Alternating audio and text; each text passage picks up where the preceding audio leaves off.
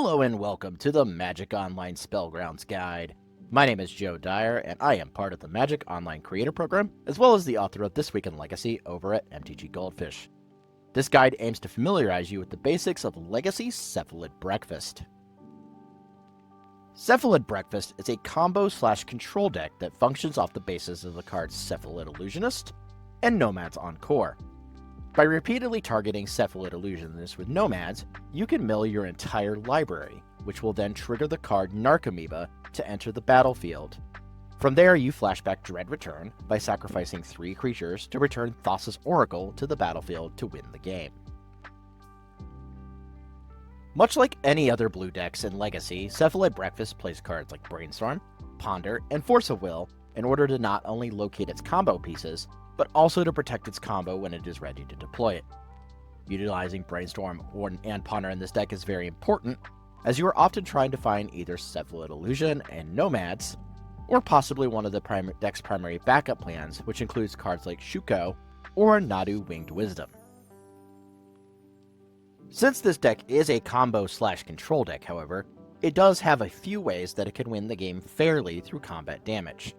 Cards like Urza Saga allow the deck to not only have a way to generate large threats, but also it can find Shuko as one of your combo pieces, pulling double duty in both halves of this deck's game plan. Premier removal like Swords to Plowshares will keep your opponent's creatures at bay while you determine your game plan. This is a deck that pivots back and forth between being a full-on combo deck and a control deck very well. One important card here to understand is Memory's Journey. This card is very versatile and can help you win against targeted graveyard removal such as Surgical Extraction or Fairy Macabre. By shuffling your Thassa's Oracle back into your deck along with a card such as Cavern of Souls, you can ensure your victory and win the game that way. Nadu Winged Wisdom has also become a big part of this deck as a color splash into green, giving this deck another way to win the game. It's important to note, however, that there's no loop with Nadu like there was with the card in Modern. Many times in Legacy, Nadu simply drawing 6 to 7 cards a turn is good enough to have more answers than your opponent to win the game. As with most blue decks in Legacy, Cephalid Breakfast's sideboard contains a number of individual silver bullet cards that often overlap and attack the opponent's strategy in different ways.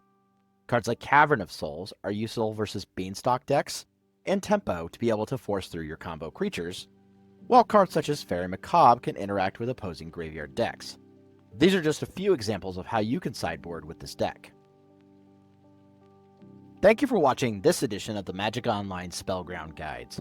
I hope that you enjoy playing Legacy on Magic Spellgrounds, and keep checking out all the great content provided by the Magic Online team. Once again, my name is Joe Dyer, and have a great day.